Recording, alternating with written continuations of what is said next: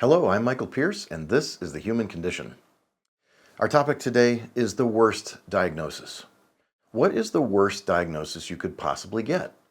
Now, I know this often takes us down rabbit trails of cancer or autoimmune disease or some very rare genetic disease or something like that, but if you're looking at the difference between a chronic versus acute disease, we're not really talking about that as much as in my world, I've got a question for you. You've seen people with diagnosis as a badge or an identity, like my ADHD or my lupus or my diabetes. Sometimes it's a rare diagnosis. Sometimes it's really heart-wrenching, and sometimes it's something that is very lethal very quickly. And my heart goes out to those people. It definitely does happen, and it's something I've seen a lot of. It often commands attention and sympathy. Sometimes it almost enters the room before the person. Sometimes it's a badge of honor, a badge of suffering, it's a badge of something. And other times it's a very common one, and it can be hard. It can be very difficult. It can be very grinding away, like diabetes type 2, which doesn't kill you right away, but does take years off of your life. It could be something like clinical depression that's fairly common, but still quite devastating. Or it could be something that's a little less severe and maybe even less lethal, but it's still relevant. And I'm not trying to minimize anyone's diagnosis. What I think is the worst diagnosis from my observation and my practice is the one that people identify with. It's any diagnosis that they define their personality by, that they limit their life by. Now, that's not to say that you can't limit yourself by saying, I've got a spine condition and I avoid soft mattresses. The American Chiropractic Association recommends against soft mattresses and toward firm mattresses generally. Now, certainly some people will have their own soft mattress for a good reason, and it's perfectly fine for them. But the general idea is I don't object to people limiting a portion of their life, avoiding something. For example, I tend to avoid dairy proteins. I personally don't do too well with them, but that doesn't mean that my patients can't do well with them. And I don't define my personality by the fact that I don't choose to eat dairy protein very often. Sometimes I will, sometimes I won't. Most of the time I won't, but I don't let it define me. And I think it's important that people realize they have an internal locus of control or an external locus of control. And that's really the center of where their control comes from. Is your life largely controlled by you, or is it largely controlled by the universe? Do you feel like you're tossed about by the events of the universe, or do you make decisions about how you're going to feel?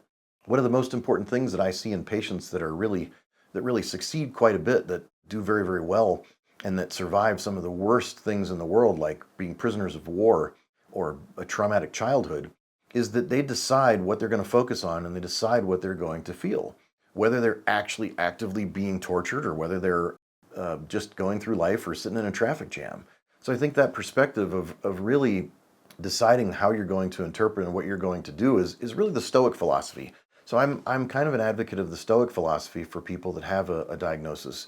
And the reason I say that is because even when life seems hopeless, by sticking with that philosophy and looking for other people that have perhaps defeated it or gone around it or triumphed through it, you often find people that have answers for you, and they often give lessons and advice that you may never get from a book or never get from a doctor or never get from regular everyday interchanges. So I think that these can be really powerful experiences. So I'd like to say that what do people do who reverse their illnesses, and what do they do with their diagnosis?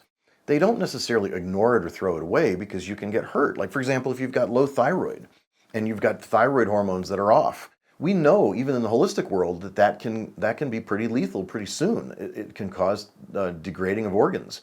But the real question is, are you going to cling to the diagnosis, which is the label of hypothyroid, or are you going to seek the root cause of what is this problem? Why do I have it? How did I get it? How can I get rid of it? Why is it persisting? Why hasn't it resolved or cleared up or went away? And what's really important about diagnosis is we act as though we've accepted this idea that diagnosis is a random event that happens to us, and it's just a certain amount of the population. Almost as if I was to tell you, there's these meteors that fall from the sky, and every day they fall and they kill a number of people. And you just have to accept it because they're meteors and they fall from the sky. You'd say to me, geez, Mike, meteors are pretty rare. They don't really fall that often, and they don't really hit a lot of people, and they don't really kill a lot of people. But they do fall, and they do happen, and they are fairly random, but they do happen. But they're not near as common as you think. And that's my message to you, is that we have accepted this idea that the herd of humans, as we march around the world and we do our things, that we are prone to a high rate of failure, that we're prone to a high rate of and I don't want to be triggering people by using the word failure, but I have to use some kind of word. So pick a different word for me if you like, that's fine. But it isn't, people walk around and they don't just fall apart. They don't just succumb to illness. They don't just come down with something and that's just the way it is.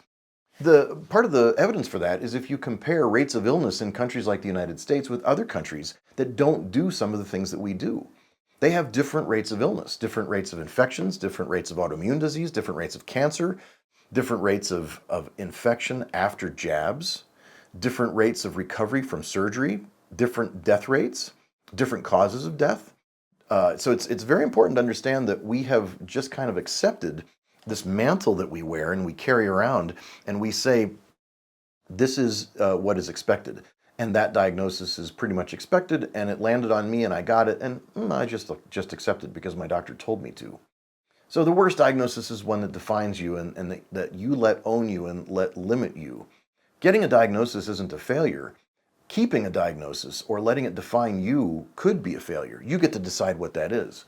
In my experience with people that are exceptional patients, people that have really come out and recovered themselves, they ask questions. They look for a tribe of people that have bucked the system.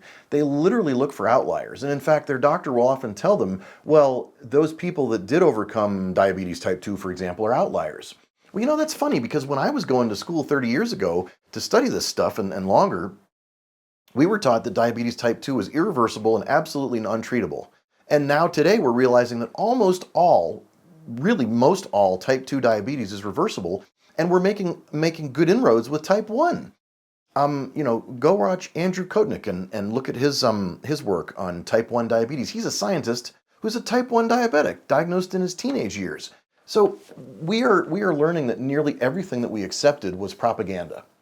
And the idea of accepting something because a doctor put a label on you and followed a book or followed a checklist is not necessarily looking at the root cause and not necessarily challenging why or how we got sick, which is called etiology. Etiology, etiology, etiology. We also know that prognosis, which is what should happen in the natural course of your disease, is something we accept.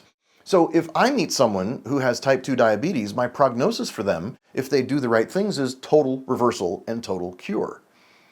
Their prognosis might be 8 years dying early, dying 8 years early on average, maybe 12 years early, depending on which statistics you use, and suffering the entire time, perhaps losing their vision, perhaps having to amputate feet, perhaps having all types of dementia or other diseases like vascular disease, and many, many other diseases that are comorbidities of diabetes type 2. So whatever disease you think you have, that's what you have.